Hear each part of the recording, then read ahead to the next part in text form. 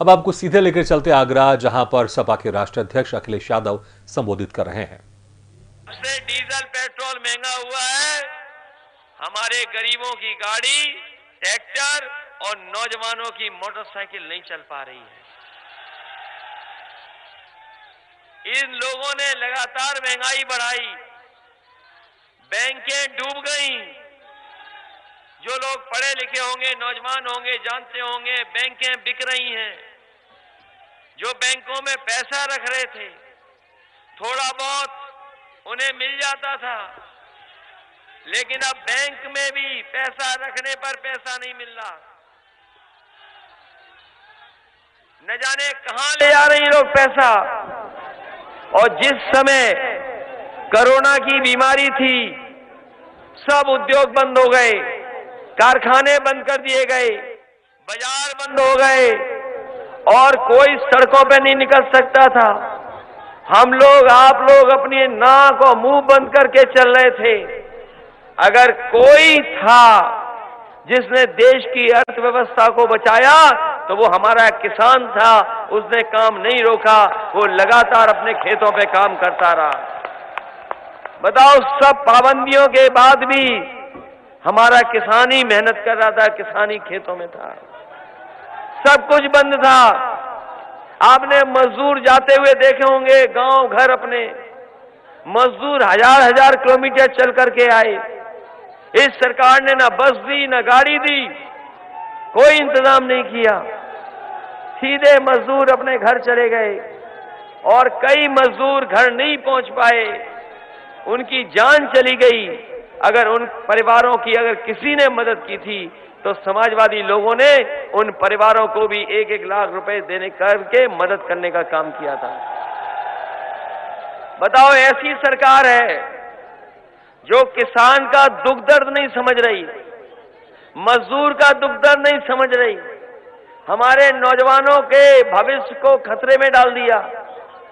अब हमारे बाबा मुख्यमंत्री कहते हैं कि सरकार आएगी तो गर्मी दूर कर देंगे, गर्मी निकाल देंगे। यही कह रहे हैं ना कि नहीं कह रहे हैं? लगता है हमारे बाबा मुख्यमंत्री जी किसी ठंडे प्रदेश के हैं। ये बाबा मुख्यमंत्री जो कह रहे हैं कि हम गर्मी निकाल देंगे, हम उन बाबा मुख्यमंत्री को कहना चाहते हैं, गर्मी निकले ना निकले, लेकिन समाजवादी सरकार आएगी तो भर्ती निकलेगी, चाहे हमें फौज में भर्ती निकालनी पड़े। बताओ, फौज में भर्ती, पुलिस में भर्ती निकालनी चाहिए कि नहीं निकले?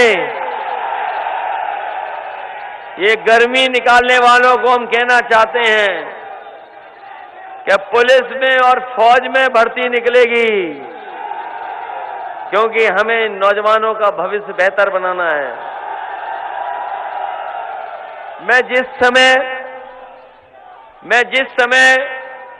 2017 का चुनाव लड़ रहा था, मैं 2017 का जब चुनाव लड़ रहा था तो देश के बहुत बड़े पत्रकार, उन्होंने मुझसे पूछा कि इस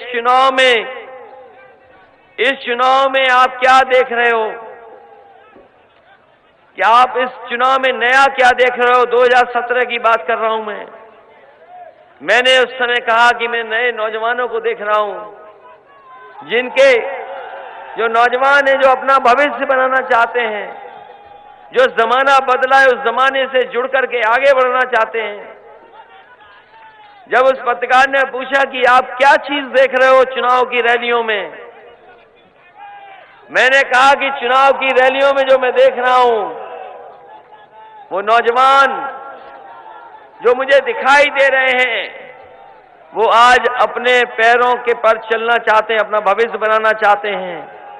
और मैं देखता हूं उनका पहनावा कितना बदल गया है कि जितने नौजवान हैं, न जाने कहां से सीख के आए कि नीली जींस पहननी है। मैं अभी सड़क पे देख रहा था और जाते हुए देखना बुजुर्ग भाइयों, ये नौजवान नीली जींस पहन करके चल रहे हैं। इनका पहनावा बदल गया। इनके हाथ में मोबाइल है, ये दुनिया को समझते हैं, दुनिया की जानकारी रखते हैं। शायद ये 10-15 साल पहले जमाना नहीं था। तो मैंने 2017 में कहा था कि नए लोग देश को बनाना चाहते हैं, समाज को बनाना चाहते हैं और कुछ कर गुजरना चाहते हैं, अपनी मेहनत से अपने सपनों को पूरा करना चाहते हैं। लेकिन भारतीय जनता पार्टी ने, आप हिसाब किताब लगा लो, जब से आए हैं तब से नौजवानों के भविष्य में अंधकार डालने का काम किया है। और ये बात मैं इसलिए कह रहा हूं कि 2017 में नोटबंदी की थी, याद है कि नहीं याद है? और उस समय में भी आया था, उससे हमारी दूसरी प्रत्याशी चुनाव लड़ रही थी। यही लड़ रही थी। मुझे याद है कि उस समय ये चुनाव लड़ रही थी और मैंने उस समय भी कहा था सभा में कि हमारा रुपया काला सफेद नहीं होता, हमारा लेन देन काला सफेद होता है। बताओ, रुपया बंद होने से क्या काला बाजारी भ्रष्टाचार खत्म हो गया? बताओ, बीजेपी ने यही तो कहा था कि नोटबंदी हो जाएगी तो भ्रष्टाचार खत्म हो जाएगा, नोटबंदी हो जाएगी तो काला धन वापस आ जाएगा, नोटबंदी होगी तो आतंकवाद खत्म हो जाएगा। बताओ कितना भ्रष्टाचार खत्म हुआ? जब पुलिस पर 100 नंबर था, जब पुलिस 100 नंबर था तब तो पुलिस ठीक थी, लेकिन जब से पुलिस का नंबर भी 112 कर दिया, पुलिस को भी पूरा कबाड़ा कर दिया बाबा जी ने। बताओ, कबाड़ा हो गया कि नहीं हो गया? और ये क्षेत्र तो आलू का क्षेत्र है, कोई खेत ऐसा नहीं जिसमें आलू ना रखा जाता हो, है आलू का क्षेत्र के नहीं है। और याद करो, जब सरकार बनी थी इन्हीं बाबा मुख्यमंत्री की, तो इन्होंने कहा था कि चाहे हमें सरकार से आलू खरीदना पड़े, हम आलू खरीदेंगे। बताओ, किसी का सरकारी आलू खरीदा गया हो तो बता दो। और हम समाजवादी लोगों ने आलू ले जाकर के मुख्यमंत्री के आवास में फेंक दिया। जिसको भेजा था किसान को, वो मुख्यमंत्री का आवास भूल गया, तो न केवल उसने आवास में डाला, वो गवर्नर साहब के यहां भी आलू डाल के आ गया था। उसे दिखाई दिया कि ये बड़ा घर है, बड़ा बंगला है, शायद यही मुख्यमंत्री रहते होंगे। आलू वहां भी फेंक दिया, और इसलिए फेंक करके आए थे कि कम से कम मुख्यमंत्री समझ लें कि आलू का किसान, हमारा काश्तकार, हमारा कारोबार करने वाले की ये सरकार सुध ले। लेकिन अभी भी आलू को लेकर के कोई बड़ा फैसला सरकार नहीं कर पाई। मुझे बताया मंच पे कि बीजेपी के आए थे तो उन्होंने क्या कहा था कि कोई कारखाना लगाएंगे, हैं? ये भारतीय जनता पार्टी के बड़े बड़े नेता आए थे, वो ये कह रहे थे कि पोटैटो का प्रोसेसिंग प्लांट लगाएंगे। हमें तो लगता है इस क्षेत्र में तो लगाए ना, बीजेपी वालों ने अपने घर में प्रोसेसिंग प्लांट लगा लिया है। इसलिए जब कभी आलू सड़े तो ट्रैक्टर में भरना और उनके घर पे भेज देना जाकर के। ये क्षेत्र से लेकर के कन्नौज और फर्रुखाबाद वो इलाका है जहां सबसे ज्यादा आलू पैदा होता है।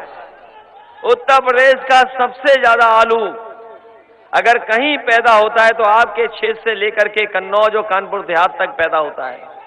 चाहे वो फर्रुखाबाद हो, कन्नौज हो, फिरोजाबाद हो, आपका एतमादपुर हो, या आपके इस इलाके का जो आलू है सबसे अच्छा आलू माना जाता है। खंदौली का सबसे अच्छा आलू माना जाता है, फिरोजाबाद का अच्छा आलू माना जाता है। और न केवल खंदौली के आलू का परिचय केवल यहां नहीं है, देश में हर जगह आलू यहीं का पहुंचता है और लोगों के बीच में यही खाने को मिलता है। इसलिए मैं आपको कहकर के जा रहा हूं किसान भाइयों, चाहे हमें आपके सिंचाई की बिजली फ्री करनी पड़े,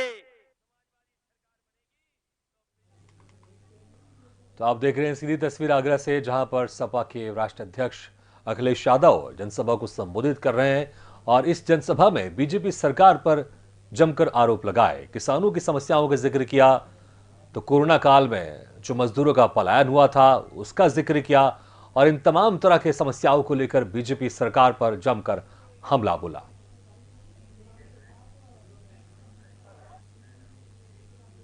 आगे बढ़ते हैं। कमिश्नर प्रणाली लागू होने के बाद पुलिस अब एक्शन मोड में आ गई है। बात करें राजधानी भोपाल की, तो बीती